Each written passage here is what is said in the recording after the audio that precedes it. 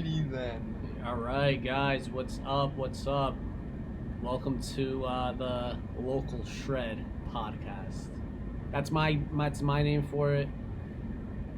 I'm Daniel, one of your hosts. Again, I said I like the name, the Local Shred. You guys let us know if you like it. The Local Shred podcast, also hosted by me, Dimitri. Is the name we're rolling with right now. And so we prepared a little bit to be like, well, what's this first podcast going to be about? And we agreed to pretty much let it be the introduction and the storytelling side of us and skateboarding. Yeah, Dim, so tell us a little bit more about yourself. Just give us a rundown, how old are you? When did you start skating? What got you into skating, and why do you skate still? So I'm 32 right now. I got into skateboarding when I was about like 8 years old, and my older brother was skateboarding, and a combination of him skateboarding and finding out who Tony Hawk was were the two main factors that got me hooked into skateboarding. Tony Hawk? Tony Hawk, the Birdman himself. Nice. He definitely inspired me to want to be the vert skater. And like I was saying before, my brother, he was more the street skateboarder. So it felt like he was pretty much covering that area. So it felt more appropriate and in line to go towards the vert side of skating. So you started vert before you started skating street? So vert skating definitely appealed to me the most right away. Like it seemed most exciting to just have the skateboard rolling on these large obstacles that you really wouldn't see anywhere else. Like in any other sport, there wouldn't be these kind of shapes that the participants would be using. Like for every other sport, they're usually on like a field, a flat ground, even surface. But then when it came to skateboarding, and specifically the vert side, I thought it was so cool to see them, riding something like a half pipe, catching air, doing grabs, combined with spins, and that just would stick with me for a long time. Dude, I'm honestly quite surprised. I don't really see you skate much vert, but you do. I guess you're right, man. We went to the Hoboken Park once, and I remember you were skating the 6 foot like nothing. So you're right, man. Wow, I didn't know that. It's pretty cool. Yeah, I think I would have been more of a vert skateboarder if more of the opportunities were there to skate vert. So my real only opportunities for vert skating was I had gotten lessons on the Small Empire half pipe. Small Empire, dude. Thank you guys for holding down skateboarding for as long as you did. Seriously, Small Leaf, thank you guys. Thank you. We got a poster of you here in our skate shop, actually. So I got lessons on the half pipe in there. I think that was at their Ledgewood location. And then we also had Hackettstown Skate Park that had a bunch of vertical style ramps. Rest in peace. That really appealed to me. Like when I was this little kid going to the skate park, I would almost always go there for my birthdays, for as long as Hackettstown had been around. And my goal every time I went there was to ride on every ramp that I was already comfortable with, and then find the next biggest thing to drop in on. And then additional motivation would be if my brother and his friends were out there skateboarding too. I would try to talk to them, look up to them, see what they were doing, and as well as just like see what was the next coolest thing another skateboarder was doing at that park. My other opportunity, I mentioned a friend of mine had a half pipe in his backyard, so that was always Sean Conley. He had a half pipe. Oh, I think he had to show me some photos, actually. I have some photos. Shout out Sean, man. Condor. Yep, that was another great time of vert skating. Wait. Would you consider that vert, or would you consider that more transition skating? Because I think when we talk about vert, I think that's very specific. Because when we talk about vert, it's like almost like a wall, like you're going up a straight wall at that point. True. So do you think you skated more transition growing up, starting growing up? Yeah, dude, I would actually agree with that. That makes more sense. Definitely transition skating appealed more to me because it took the Get closer. because it took the rider and made him catch air in more ways than just the quarter pipe, the half pipe. You know, launch ramps were a big service to catching air, and that appealed to me the most. Yeah, mainly that and Tony Hawk. Nice. So why do you still skate today? So I still skate today because How old are you? So let the audience know. I'm 32 years old. Damn. And I still skate today because it's just so. I'm just kidding, man. I'm just kidding. I mean, dude, I don't feel at this age. I don't feel like how I thought a 32-year-old would feel. Like I was so sure. I'm sure at some point in my life I had thoughts of me being like, well, I'm gonna work for a job where I might be wearing a suit and a tie, and skateboarding will just be a part of my life. Well, it's been such a ingrained part of my life that it is just a part of me. Like the muscle memory is always kind of there. So you kind of just like, and any skateboarder I think will notice this, that like you get those urges where you're just like, dude, I have this feeling like I need to go skate because it's just defined in my muscle memory, I want to say. It feels good, man. It's a freedom. I think anyone else that does skate understands it. And it's like I think skateboarding is one of those sports where it's like unless you do it, you don't understand, because the amount of pain most of us go through is like a lot of pain most would don't experience. And then to want to get up and then try it again and then get hurt again and then try again is something really only skateboarders have, or just people that are into like extreme sports. Like you really got to be a different type of human being to do this type of thing. And I think that does go into a lot of why so many kids end up quitting, which is kind of sucks because like the learning curve is so steep. But I think a lot of you guys can agree is like once you get to a certain point skating, like tricks just start making sense. Like one trick will actually lead to the next trick. So I'm not even sure what the point of that was, to be honest with you. Well, I mean, you're definitely right about that. The steep learning curve, Yeah. it really acts as like a barrier that you're trying to get over. You don't even realize you're fighting this barrier. Yeah. And I would say that that kind of barrier that gets you over is the pop and board control, because once you establish that, then you know how to branch off and build off of that. That's actually great. Wow. I think that's a great reason as to why we also called it cultivate, because you can really cultivate an entire. I mean, just a metaphor, like a tree almost with all the roots. It's like, and just going into like the whole branching thing. It's like once you get like your solid foundation, which is the trunk, and what obviously that entails is like the board control, the pop, and all that. Then you can have the branches where it's like now you're getting these tricks. Now you can go onto a box or whatever the case may be. I've never looked at it that way.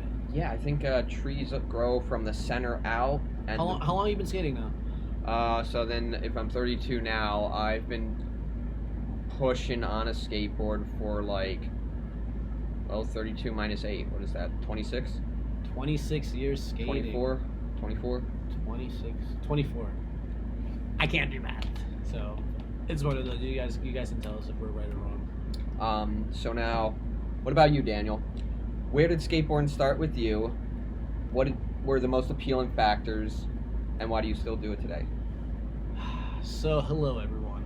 My name is Daniel Eduardo Arias Solarte Montoya Aguilo Periodo de la Montaña. It's like that. My name is Daniel Arias. So skateboarding, it's actually pretty. Let me see. I've honestly been into almost every sport. I think I've probably played every sport. The only one that actually like stuck with me though was definitely skating. I actually started skating in first grade. I went to I would skate at your house. And I just remember one time you had this it was like this pyramid. It wasn't really a pyramid, it was like this triangle. And at this point I only know how to ride. I didn't even know you could ollie. I didn't even know ollies existed. But I just went for it, because like just go for it. And it was a hill, and then to go off it kind of like a kicker. And yeah, I remember going up it. I just remember going up it and just completely eating it. I just remember my whole arm getting shredded, and I'm just walking up your driveway like, I don't think this is for me. So I quit.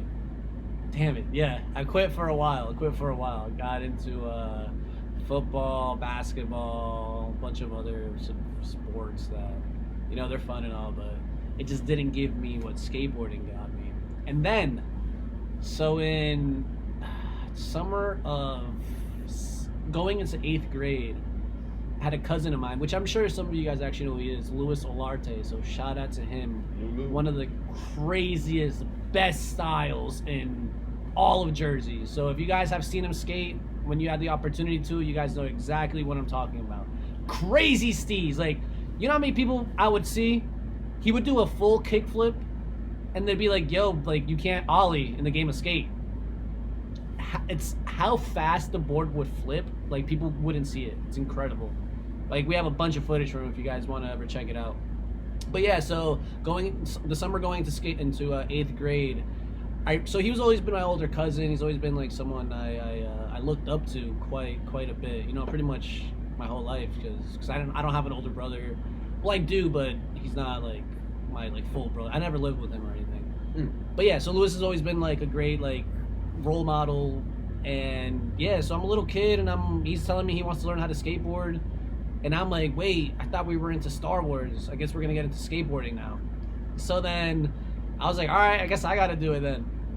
So yeah, on Mother's Day in 2007, I got my first real skateboard, where I was actually like, all right, I want to take this a little more serious and learn tricks and all that.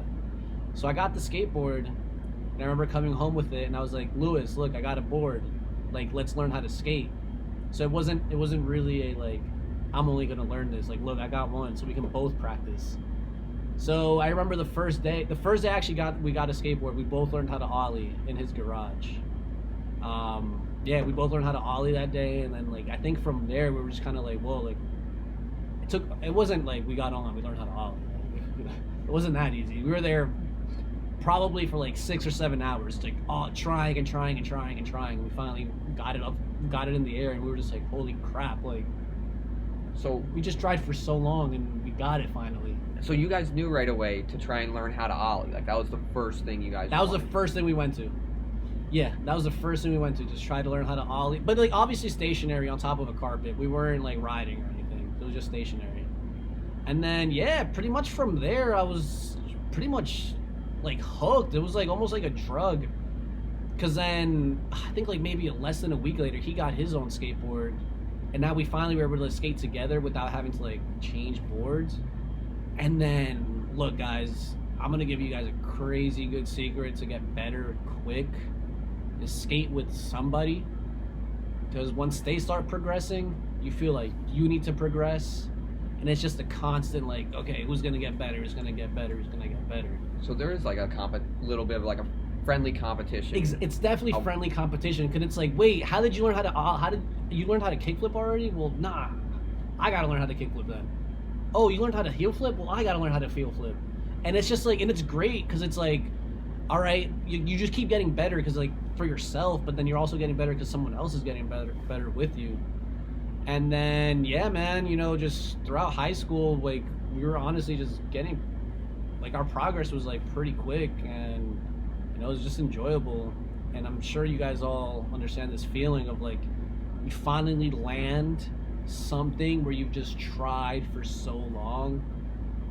And it's like, especially like my first kickflip, like that feeling of like getting it and like seeing it like flip under you and your feet land back on it is undescribable, because it's euphoric, honestly. It honestly feels like a drug, like, and I still chase it to this day. I think any skateboarder can say the exact same thing. You chase that euphoria when you finally land, and honestly, that's what keeps me going. Every time I'm always like, yo, I honestly don't really like skateboarding right now, and I land something, I'm just like, god damn it, god, that's why I like it. So yeah, man, definitely keeps me. I'm 30 years old. Kind of going through a little bit of like health issues right now, so I'm just trying to get that fixed up. But just take care of yourselves for real, because things will go bad. Your body is your vessel, and it's going to carry you through life. So take care of it. Try to land. Land as much as you can. Try not to bail. Even though there's going to be a lot of falling in the beginning. I really like the point you brought up when you were saying, discussing how you and Lewis were progressing through skating, because you were saying, oh, you got this trick, all right, now I gotta try to get this one, I just got this one, you got this already? And that is already reminding me of like a conversation I heard between, I think it was Ronnie Mullen and Daewon Song, where they were talking about their video parts as they were developing them. Wasn't it Daewon versus him? Versus? That could make sense. That probably was one of the Daewon versus, what was it, almost round 3 or? I think it was. And then, what was something else you just mentioned that I really liked? Oh, so yeah, you're talking about like your progression also around like, I think high school. I even remember us skating one of the loading docks in back of Walmart, and I think I was just trying to like ollie it or something, and then right away you're coming up with like nollie and switch tricks, and I'm just like, what? Where is this coming from? Like, you always had such clean style, like super clean. So that definitely comes from the like the competition, like competitive side. Was that so? Lewis's favorite skateboarder was, I think that's also, oh my god, I think who your favorite skateboarder also gives you an idea of like what to learn when you're skating. So Lewis's favorite skateboarder was P-Rod, Paul Rodriguez, the king of switch. So I think he automatically was like, all right, well, I have to learn switch because P-Rod knew switch. So then Lewis started learning switch, and I'm like, nah, hell no, you can't learn switch too. I guess I gotta learn switch and ollie. So it's like P-Rod set the standard. Exactly. What was like the role model to achieve like that level of expertise. Exactly. What's his name? Jeff Rowley, he actually spoke about that in Australia. So guys, believe it or not, there was actually a time where social media didn't exist, and the only places you could really see skateboarding was on the videos that would come out. You know, brands would take months and years to film these, and they would get out on cassettes, DVDs, VHS tapes. VHS, and that's really the only place you could actually see a video. So yeah, believe it or not, there was a time before that. And where could you only get these VHS tapes? Skate shops. So then Jeff Rowley had actually mentioned, like, he only saw the pro parts that would come out. So in Australia, he was like, okay, so that's the standard for skating. Like, that's how I have to skate. And then that's how he started skating. And then when people finally started watching him skate, they're like, bro, what the hell? You're extremely good. And he was like, wait, I thought this is just how everyone's supposed to skate. That was the standard. Exactly. It's about standards, guys. Set yourself a standard, and you won't ever go lower than it. I think that goes into a big part, man, for sure. It also sounds similar to, I think, Seva Krotkov, the Russian skater. Yeah. He also had that standard where you only landed your trick if you landed it bolts. If there was anything beyond that, the trick did not count, or tweet, do over. Oh, and I think that's so cool about skateboarding. So guys, I think one thing about skateboarding, I think you would agree too, is it's such a individual expression type of sport, where it's like you can wear any clothes you guys want. There's no uniform when it comes to skating, so you can, if you enjoy fashion, you have a place to show your fashion, doing cool tricks, which goes into the style side of skating. It's not just looking perfect tricks, it's about having style while you're doing your tricks. So it's like this perfectionism definitely goes into like making it look good. Because honestly, guys, this is an art. It's an art. How many people can kickflip? I'm sure everyone that takes skateboarding serious can kickflip at one point. But how many of them can make a kickflip look nice? That's the key. There's like a quote that says, "To do it with style, now that's art." Yeah. I forget who said that, and don't quote me, but it's approximately worded like that. Is that not? Wasn't it Jake Phelps? Was it? Could have been. Could have definitely been Jake Phelps. R.I.P. Jake Phelps. Rest in peace, man. Rest in peace, guys. I think skateboarding has a lot of ups and downs. I've had the best memories with skateboarding, but it's also brought me to fucking really dark places. It's like, and what I mean by that is, I'm sure you guys have been there. It's like the frustration of like all these things going on in life, and you're trying to skate good, and it's just like nothing's working, so it just makes everything worse. But then there's the opposite, where it's like everything's going shitty in life, and then everything's just working with skating. So it's interesting. I mean, I think like hand in hand with sports or anything else you practice, when you start to develop a routine, you prime the brain for expectations. So when you have that routine of, I usually go skate at this time during the day, and you have that feeling in your muscles like, yo, I should be pushing. I am already, my mind is saying, where's this ollie going? Where's this ollie? Why is it not present beneath my feet at this very moment?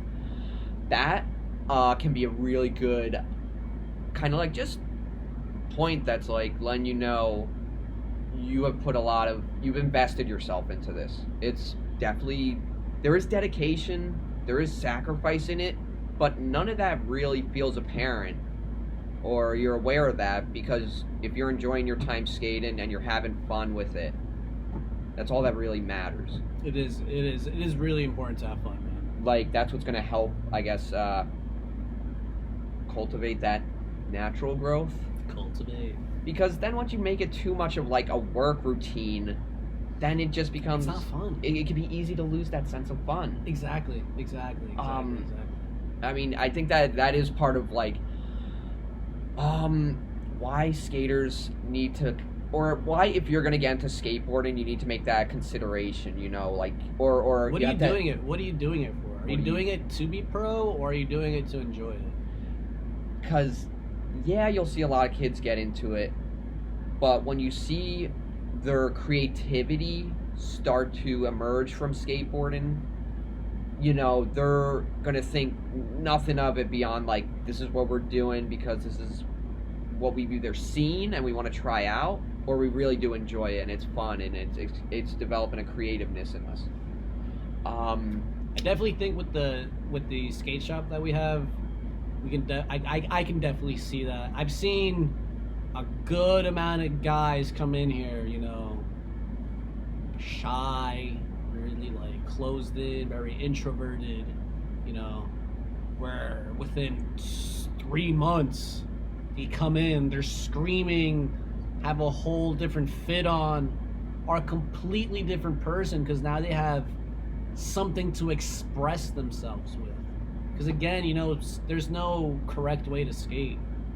You don't have to skate stairs. You don't have to skate ledges or rails. You know, you can do friggin' anything. Andy Anderson's a great example. I think he's a really important example. Is he's outside the norm, but everything he does is just absolutely amazing.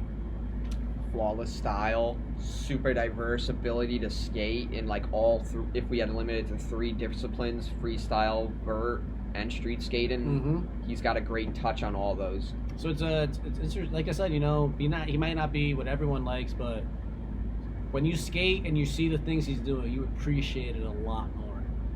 And and I think you gotta be a skateboarder to really relate to like what you see in skateboarding. You know, it's like, how do you know whether this is good or not? Like, I sometimes I can imagine like a parent first time watching street league skateboarding and maybe being amazed by some of the you know, tricks that are going on in the competition, but then they might not get that, like, dude, this is a professional level, and yeah, they are landing things like 99% of the time. Do you think street league has added to skateboarding or has taken away from what core skateboarding is? From core skateboarding, because I feel like I gotta assume, like, I think the core skateboarding, when I define that, I feel like you're someone that is kind of just has skateboarding that a part of their life. They have some kind of like connection to it. Like, I feel like, yeah, an older person that introduced them to it, a local scene that they can meet up with, and they are actively looking into the different forms of skateboard media, Thrasher, digital media, Skate-On, and taking developing a perspective on what the kind of standard is and where they hope to, you know, progress towards. So I would have to say Street League adds kind of like, I think just another thing for skateboarders to reach towards, to be inspired by. That's a good point. I think that's a good perspective for sure. So when Street League used to stop here in Newark, how excited were you? Oh man, dude, that was probably. I can definitely look back on every Street League that I've been to, because like that was honestly probably one of the few places I've ever actually got to see like real life professional skate, and it is such a different, like, so different to like watch it on video, and then to like watch it in real life is like your mind is just blown the whole time.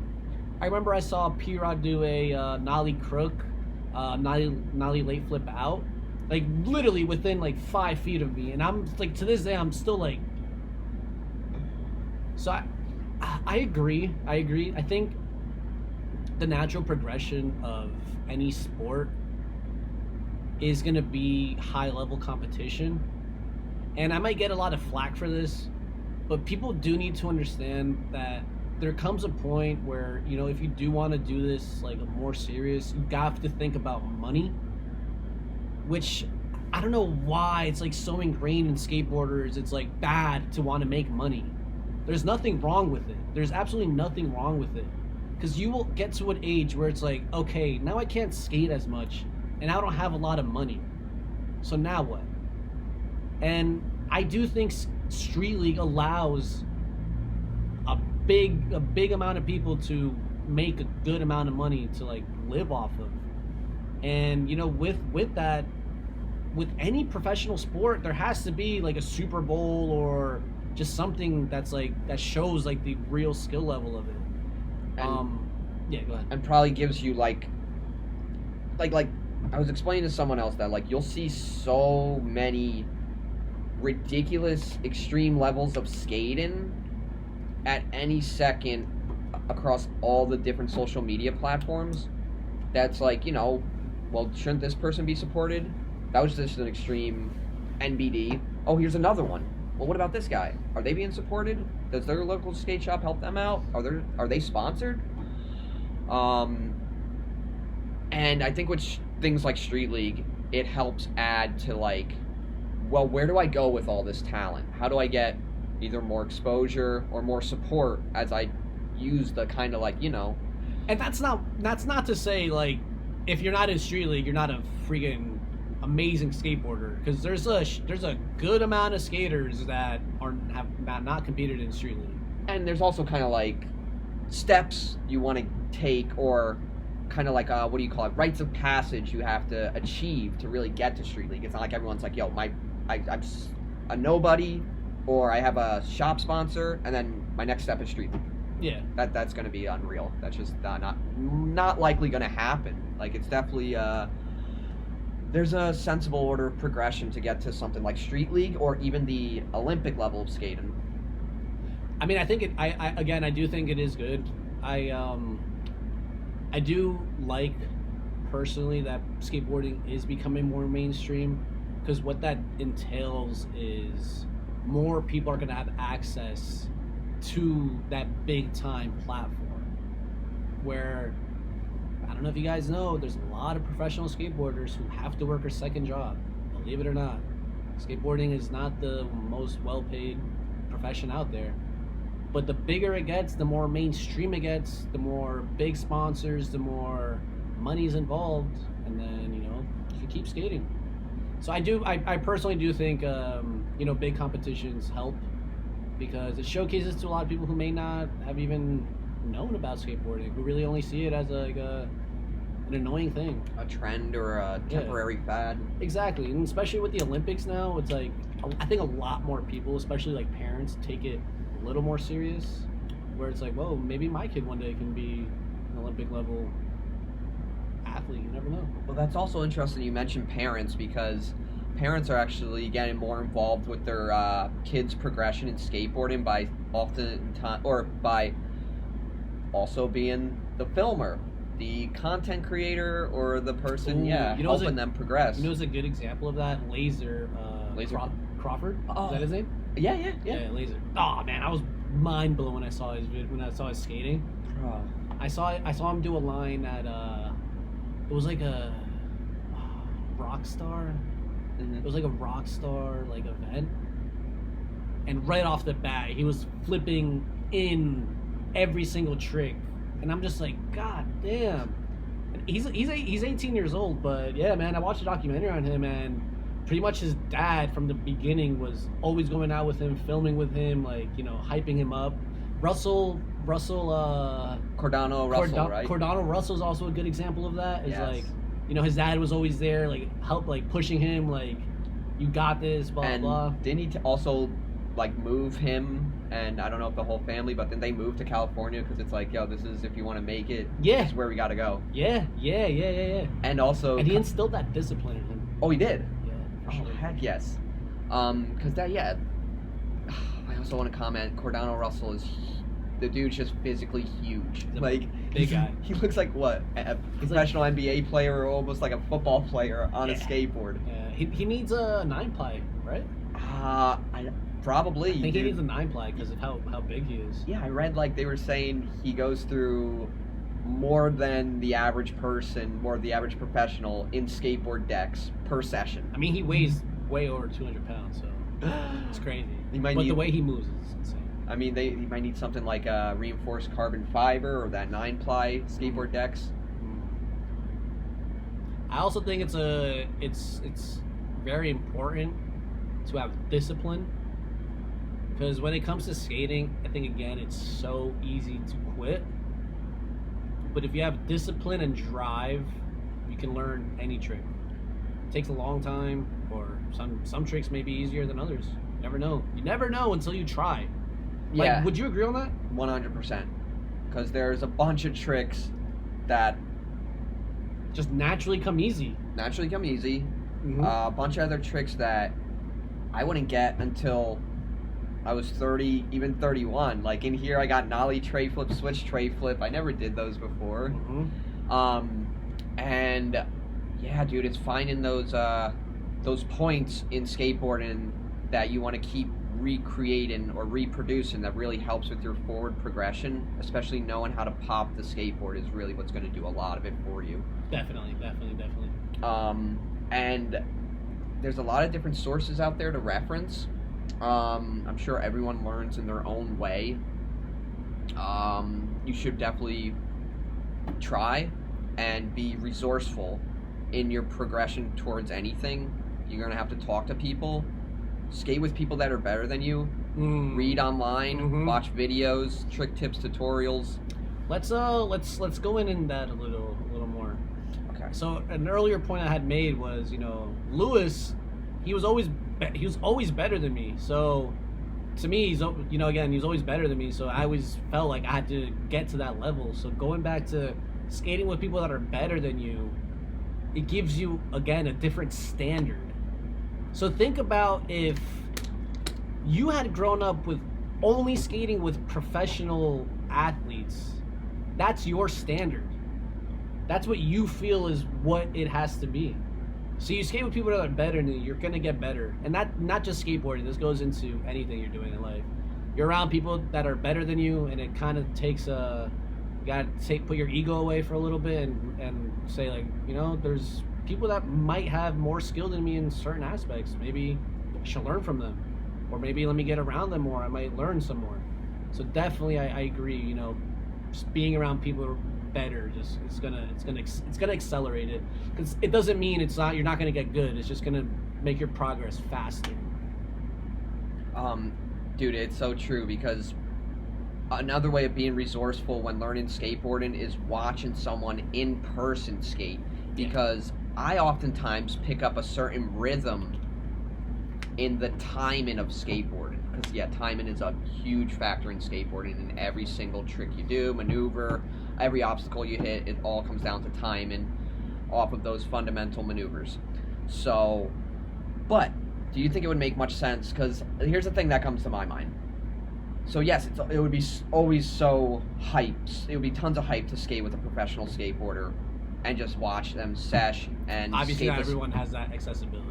But if you have someone that's only a little bit better than you, and you can almost in your mind intuitively be like, I'm not that far from this person's skill level, I could possibly reach for that and get to that point. Of course. Rather than saying, I want to be skating at the level of Chris Jocelyn. No, of course, man. Of course. But again, that goes into that person's still better. Oh, so yeah. you're still skating with someone better. It's just getting you there again. Yeah, I just meant more like, because it's always like, yeah. So when I was like growing up skateboarding, of course I was like watching. So I mentioned Tony Hawk was a big influence in me, and then the Tony Hawk Pro Skateboarder games would then help expose me to skaters like the Zero Team and Ronnie Mullen. That would just blow my mind and open the doors to like all these new possibilities of skateboarding. And that's what started to help shift my focus and direction in skateboarding, was when I would see Jamie Thomas hit these huge gaps, which then inspired me to want to be more of a stair gaps type of skateboarder. And I think in my footage, I definitely have made examples of that. But I think I also kind of tripped myself up because I would regularly compare myself to these professional levels of skating, and then it almost worked against me when I felt like I was not producing at the level that they're producing. At the level they were producing. So it doesn't. So I'm kind of just realizing this more recently, because I have had a lot of footage in the past that I put together and would have people say like, "Yo, send this to a local shop. I'm sure you'll get something out of it." Damn. And I wish I tried. I agree with you. I wish I tried. Definitely try. Take the chances. Like, I agree. There is no really like that negative of repercussion in like pursuing what you like and trying to show someone, this is where I'm at. What do you think? I agree with you 100% on that. Because I think that was the same way I was like growing up. Because now at 30, like I'm looking back. So I started skating when I was 13, and I was, oh my god, like dude, I'm looking back and I'm like, wait, like if I had, wow. So I started skating like a month or two before I turned 13, and by that next summer, I was kick flipping down the 5, and I was board sliding the handrail. Oh my god. And it's just like, wait a second. Like, I think if someone had been like, bro, what? Like, how are you doing this already? I would have had like more. And again, this is like before social media, so like I couldn't just like post it. We would just post it on Facebook and this is like in the infancy of Facebook. So again, people wouldn't really see this, only like your local school or whatever. So yeah. But I mean, dude, looking back at a lot of our footage, I'm like, damn, like at 14, 15 years old, like I think we were pretty damn good. I mean, yeah, I would agree. Like, I feel like having a very infant-size connection in the internet really didn't help make it clear to where our skill level was. Where our skill level was, and then where our like suggested or proposed next steps would be in skateboarding, rather than we just made it so routine to just skate as much as we could daily, collect footage, make edits. But then it's like, then what? Then what do we do with all that? We just leave it up on YouTube? Hope that someone comments saying, yo, yeah, let's send some stuff your way. yeah. But I think that's a good point. Don't compare yourself to like professional skateboarders. You know, again, try to get good. Try to enjoy it. If you're not having fun, you're doing something wrong. Enjoy it. Especially, you know, it's fun to have a good sesh with like the homies. You know, learn some new tricks, have fun, and enjoy your time. Because again, if you're not enjoying your time, why are you doing it? You're only in this world one time. Enjoy it while you're here. Enjoy. Now let me ask you this, Dim. Is there any regrets you have in skateboarding? Whether it be physical, whether it be anything. Anything that you could think of. So regrets in skateboarding. It's tricky. That's a tricky one to answer. Because it's like, I do feel pretty good with what I've done in skateboarding. I'm like happy that I have footage online that I'll be able to like look back on. I mean, I guess just if I ever doubted myself in skating, I wish I didn't. If I ever got frustrated, I wish I didn't. And I think I wish that I went into the city more often and skateboarded, maybe, because that is a pretty, like, on the East Coast, that's a pretty sensible area to go and skate. And New the York fact City. that we're only an hour away, on Hour a train ride. is like, you're right, for sure. But skateboarding, like, having that city only an hour train ride away definitely made a number of special days in skateboarding for me, Daniel, and our local crew of skaters. Like, every year, from I think middle school through high school, when it was Go Skate Day, I don't care what was happening that day, We go to the city. whether it was the last day of school, second last day of school. Mhm. Sorry, I'm in the city. Mm-hmm. It was so special. One summer, we were skating at LES, and the CCS van or something showed up. They threw out shirts. The Red Bull car showed up, handed out free Red Bull. It was a beautiful, warm summer day, sun shining. Like, this is also a combination of, like, the first time we went to the city where it'd be like, oh my God, we just heard about this thing called LES. Let's go find that skate park. Asking locals along the way, yo, And where's guys, LES? believe it or not, LES that you see today was not like that. Oh, It was LES. actually prefab. It was a prefab skate park. It was like a mix of, like, art obstacles. Yeah, and then it had like this like a skate light like middle ramp with like a force there. Mm. You remember that? Yes, I do. Yeah. One other thing, guys, I think again with skateboarding is you can make a lot of friends, and people you would probably never talk to. You'd be like, "What? You skate?" It's just an automatic way to make friendships. Mm.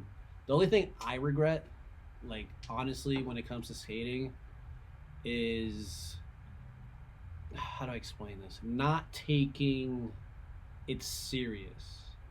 And what I mean by not taking it serious is not necessarily not taking it serious to go pro or get sponsored, but not taking it serious in the sense of when I'm trying to do a trick, like nothing else matters. Like, fuck everything else.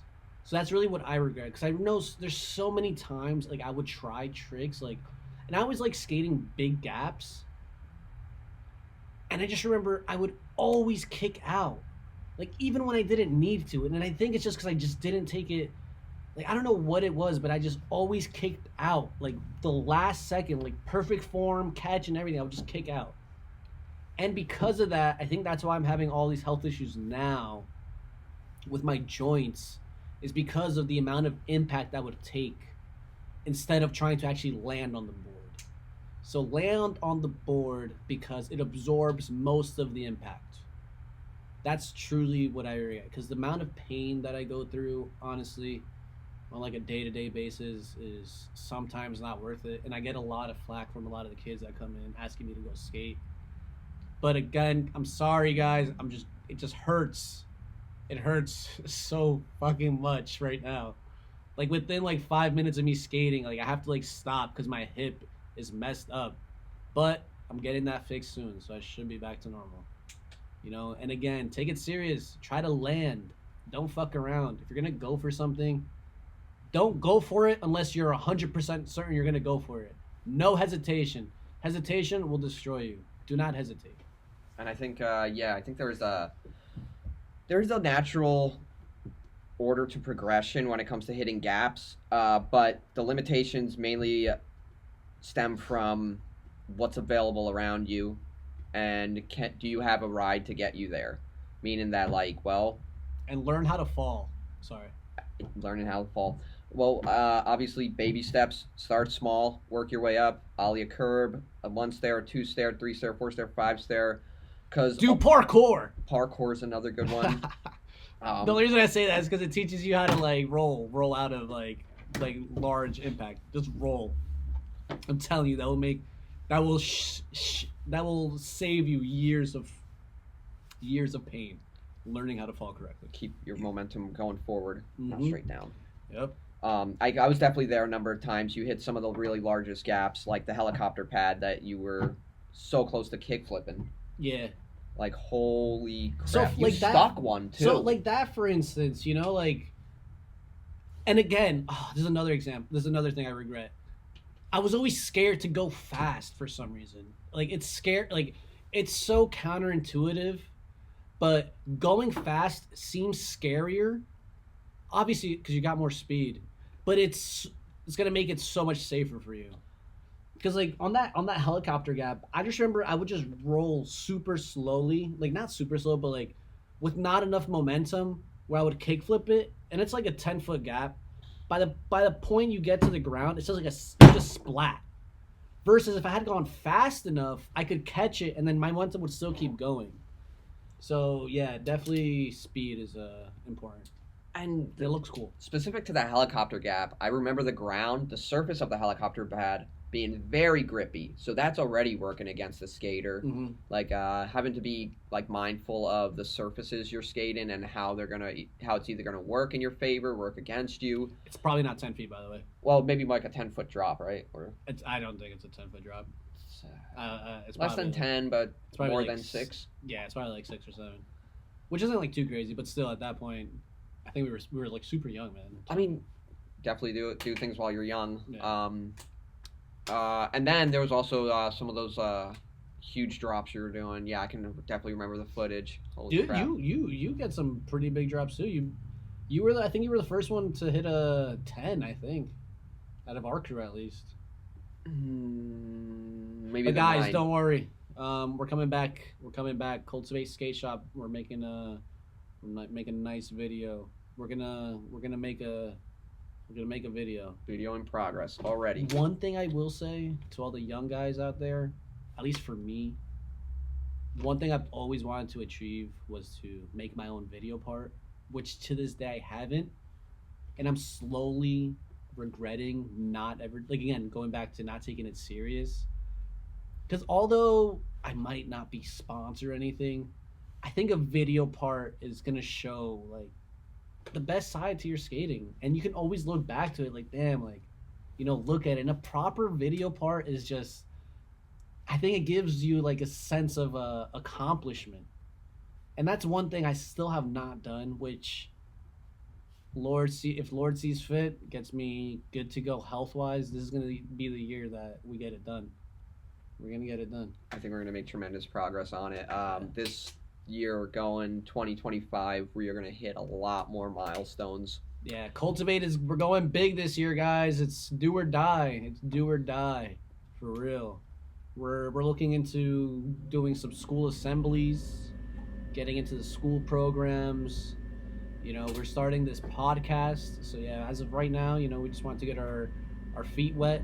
Dabble in. Get it started. But soon, guys, you guys will start seeing a lot more guests on here. It's just gonna get cooler and cooler. You guys are gonna start seeing what the locals have to say, why they skate, who's the best, who's good, Who's the up and coming? Yeah, God, there's so many rippers, bro, so many. And there's even the state of New Jersey itself has produced a lot of good skateboarders, man. We got, I think, a lot of guys, like, not even just that. We got Ishad. I think he's out of Middletown. Tim O'Connor, shout out Tim O'Connor from Morristown.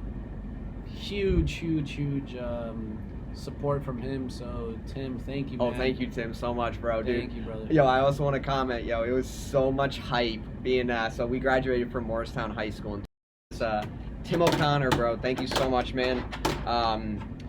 So when we were in high school, I forget how I even caught word of it, but it was one of I think it was my homeroom teacher. She showed me her yearbook. She's like, "This is Tim O'Connor." Is that how that worked? Or maybe for you in your home, because I don't think we had any homeroom classes together. No, bro, I'm pretty sure you came into my homeroom and I showed you. It could have been that, but what I distinctly remember was at one point we were trying to figure out, somehow narrow down what year he was, because in the library they keep all the yearbooks. True. And I remember distinctly going and looking through each yearbook, not through each one, taking like a pretty either educated guess, or maybe, we heard it from a teacher that said, oh yeah, you graduated from around this year. And eventually I found his photo in the yearbook. I was like, holy crap, there he is. And I think I even took a picture of it, sent it to him on Facebook. I don't even remember if he got back to me. And then I think in one of my science classes senior year, there was a group photo of some people, and it was a big signature, Tim O'Connor, on it. And I'm like, dude, which one is he in this photo? And then I remember Alex Wilson, he was searching online and found a photo of him no sliding the handrail. So all these points just stoke the hype in us for skating, man. Jeff DeCesare is also from out of here.